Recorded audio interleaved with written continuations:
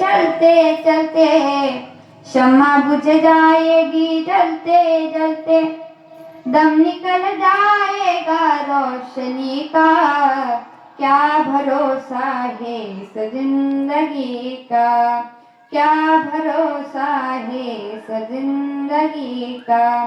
साथ देती नहीं ये किसी का, साथ देती नहीं ये किसी का। क्या भरोसा है इस जिंदगी का, क्या भरोसा है इस जिंदगी का।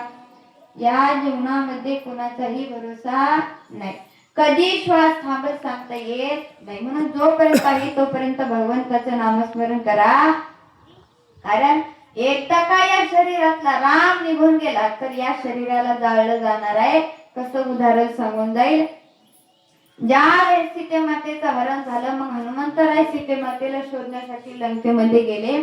लंकेमध्ये गेल्याच्या नंतर येता येता ते लंका जाळून आले. बरं मला सांगा, हनुमंतरायांना कोणी सांगितलं होतं का की तुम्ही सीतेमातेला शोधण्याकरता चाललात आहात तर येता येता लंका जाळून या?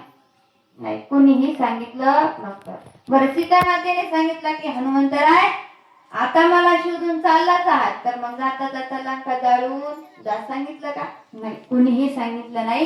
परंतु तरीही हनुमंतरायांनी लंका जाळली. मग आता तुकोबरायांनी हनुमंतरायांना प्रश्न विचारला की हनुमंतराय, ज्या वेळेस तुम्ही सीतेमातेला शोधण्याकरता गेला त्यावेळेस तुम्ही येता येता लंका जाळून आलात, लंका जाळण्याच्या मागचं कारण काय?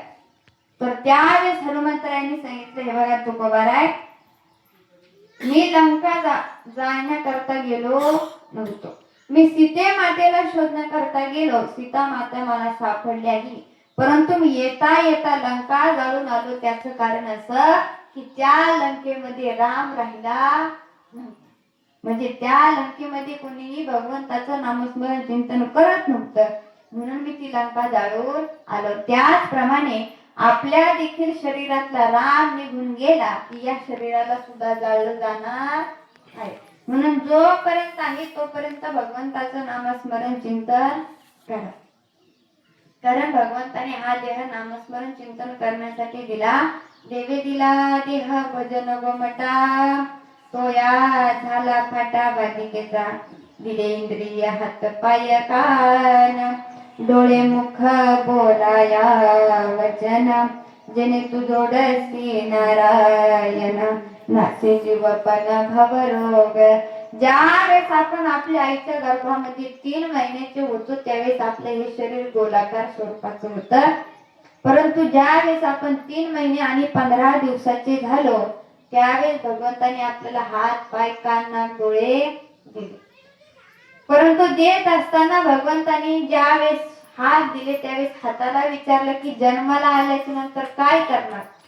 तर या हाताने सांगितलं की भगवंता, ज्यावेळेस तुझं नामस्मरण चालू असेल त्यावेळेस मी या हाताने टाळी वाजवी. या पायाला विचारलं जन्माला आल्याच्या नंतर काय करणार? पायाने सांगितलं की भगवंता, आषाढी कार्तिकी पंढरीची वारी, साधन निर्धारी आन नाही भगवंता, मी आषाढी कार्तिकी पंढरीची वारी करेन. ज्यावेळी डोळे दिले त्यावेळी डोळ्याला विचारलं जन्माला आल्याच्या नंतर काय करणार? तर या डोळ्याने सांगितलं की भगवंता, सदा माझे डोळे जडो तुझे मूर्ती, रखुमाईच्या पती स्वयर्या भगवंता, या डोळ्याने मी तुझं असणारं सुंदर असं रूप बघेन. ज्यावेळेस तोंड दिलं तोंडाला विचारलं काय करणार? तोंडाने सांगितलं की सदा नाम घोष करू हरी कथा, तेने सदा चित्ता समाधान. भगवंता, मी तुझं नामस्मरण चिंतन करेन.